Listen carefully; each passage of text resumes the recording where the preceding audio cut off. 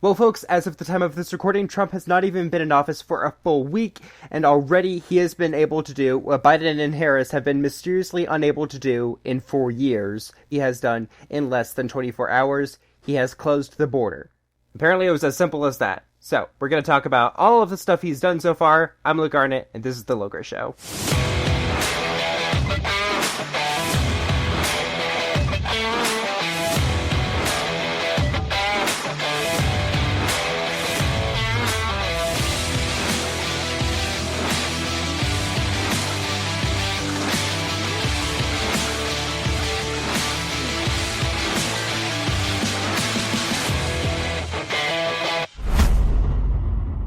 Today's episode of The Logos Show is sponsored by Crazy Go Nuts University. Do you make butt at your current job? How would you like to make twice butt? A shady online degree is just 4 clicks away at CGNU Online University. Most colleges take 4 years to complete. At CGNU, 1 year equals 1 click. I myself am currently enrolled in the university program. I have only clicked 2 times so far, and already I am seeing massive positive changes in my work life. CGNU has changed my life, and it can change yours too, but you have to enroll now because classes are filling up fast. So go to cgnu.org. Get your degree the easy way by joining the University Evolution E-Day. Again, that is cgnu.org. Thank you very much, Crazy Go Nuts University, for sponsoring this episode. So, a lot of stuff has been happening. Donald Trump, as of his first day in office, has signed 26 executive orders, which is more than any other U.S. president has done on their first day, so he's clearly in a hurry, as he should be. These orders included declaring a national emergency over the border crisis, establishing the death penalty for certain crimes, such as the murder of a law enforcement officer, and ending government DEI policies. As previously mentioned, he has also closed the border. Here was Rita Panahi of Sky News Australia.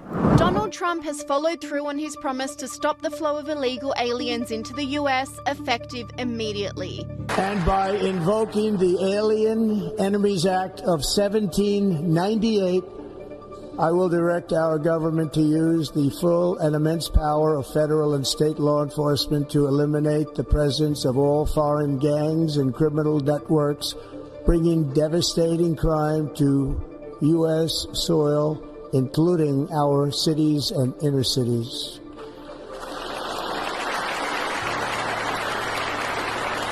Joe Biden's Border Control CPB One app, which allowed people to cross the border and book appointments in the US, was shut down, stopping the flow of illegal aliens. Online commentators reacted to the ease with which the new Trump administration stopped the flow of illegals immediately. This commentator said, "Wait, Biden could have just closed the border?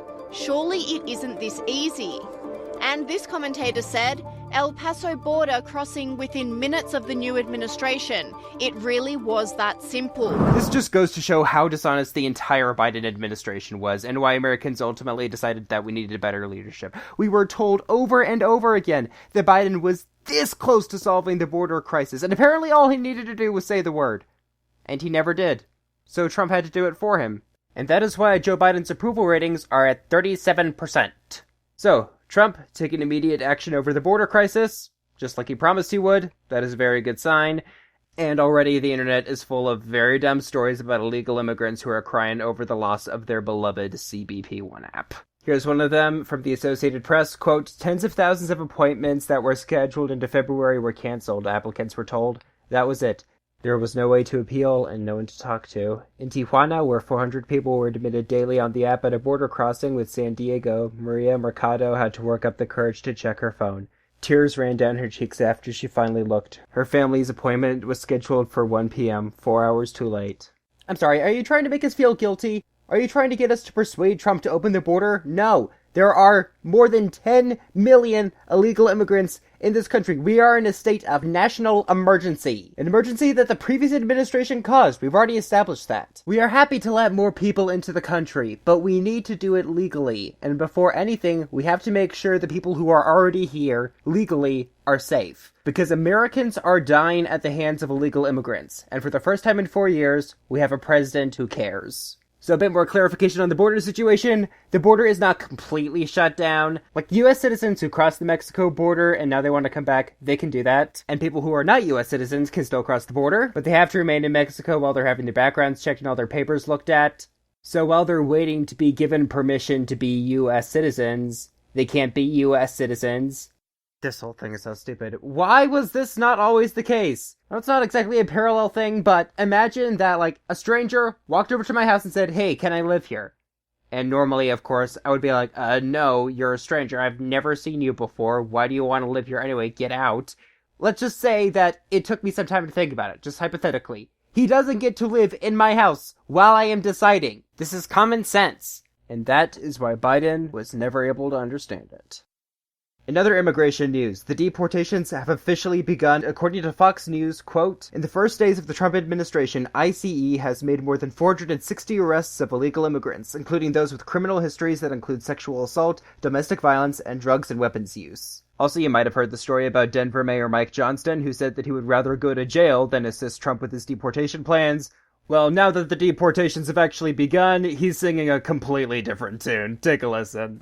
We will have kids who will lose parents in this process. And so we have our team at Human Services ready. We have foster care placements prepared. We have family reunification efforts that we'll pursue. But we do know one of the likely outcomes is we will have a lot of kids, if they follow through on their promises, who will be left without parents. So, Johnston is backing down. Good for him. Wise decision. There have been a few citizen protests, but not a lot that we've heard of so far. Here's a clip of one of the illegal immigrants getting arrested. Trump, you feel me? Yo, Biden forever, bro. Thank Obama for everything that he did for me, bro. Any questions? No? Good, let's move on. Unfortunately, Trump failed to deliver on his promise to end the Ukrainian war in one day. I guess this shouldn't come as a real shock to me, but I cannot deny that I am a little disappointed, but he is currently putting a lot of pressure on Putin. He says he has plans to meet him. In a recent Truth Social post he made, quote, "I'm not looking to hurt Russia. I love the Russian people and always had a very good relationship with President Putin. We must never forget that Russia helped us win the Second World War, losing almost 60 million lives in the process. All of that being said, I'm going to do Russia, whose economy is failing, and President Putin a very big favor. Let's get this war, which never would have started if I were president, over with. We could do it the easy way or the hard way, and the easy way is always better." Well said, Trump. Well said. So Trump is doing super well. His approval ratings have never been better. According to a recent survey, he stands at 53% approval with Democrats. 53% approval with Democrats! That is insane stuff! He has a net approval of plus 14 points. This is better than he has ever done. So, he is on a roll, but for some reason a bunch of liberal podcasters I like to listen to, they insist that Trump is doing a terrible job. I don't know how they can back this up, because according to the American people, he seems to be doing a great job, so let's see what these people have to say. Let me show you what Donald Trump did in the Oval Office on day one. May have been the most disastrous day of any president in the history of the United States of America. Just a reminder, I don't show Trump audio or video on this channel during my videos. I wonder why. What happened, but I will spare you that. If you want to watch that elsewhere, you can do that. But let's just discuss what went down. Donald Trump signed an executive order in the Oval Office withdrawing the United States from the World Health Organization. And when he would get these executive orders and sign them publicly, he would say things like, gonna withdraw us from that one. It was very weird. Also, he was like, kind of like bright orange in the Oval Office.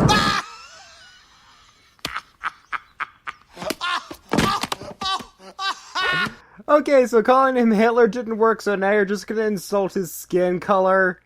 That sounds kind of racist, you know? How come you're allowed to make fun of skin color, but we're not? We don't do it anyway, but you do it all the time. It's insane. So yeah, the liberals have been making absolute fools of themselves, finding the dumbest ways to protest. To put it in perspective, this is what the protests looked like when Trump won the first time. Burning cars and smashed windows. A small group of protesters dressed in black, their faces covered, armed with hammers and bricks. Facing off with thousands of officers on site, many in riot gear, confronting them with flashbang grenades and pepper spray. And these are the same people 8 years later. Donald Trump has got to go. Hey, hey, ho, ho. Donald Trump has got to go. Hey, hey. They sound so bored. I think Vince Langman put it best when he tweeted, "Wow, this is the anti-Trump protest in Washington, D.C. today. I've seen more enthusiasm at a funeral." They are so unmotivated. So, while you cannot say the woke mob has been silenced yet, it looks like we're definitely getting to that point. So many things have happened already, and we are just getting started. This has all happened in less than a week. Think about what the next 4 years are going to be like. Now, obviously, the executive orders that Trump is signing, they will need to be made into laws, but in the meantime, we're making some amazing progress. Donald Trump, you have the official Low Grade Studios nod of respect. I just nodded. The Low Grade Show is a Low Grade Studios original podcast produced exclusively for Spotify. If you want to check out more of my stuff, you can do so by going to lowgradestudios.com. That's LOGRAY studios.com. There, you will have links to all of my other social media sites, so while you wait for me to make the next episode of this podcast, you can check out some of my other stuff. And as I say at the end of every episode, it might be a long time before you hear from me again on this show, because my schedule for this podcast is very erratic. So the next episode could come out in a month, maybe 2 months, I have no idea. So I'd recommend you hit the notification bell so you are notified as soon as I make the next episode. That is all for me. My name is Luke Arnott. Stay informed and always check your sources.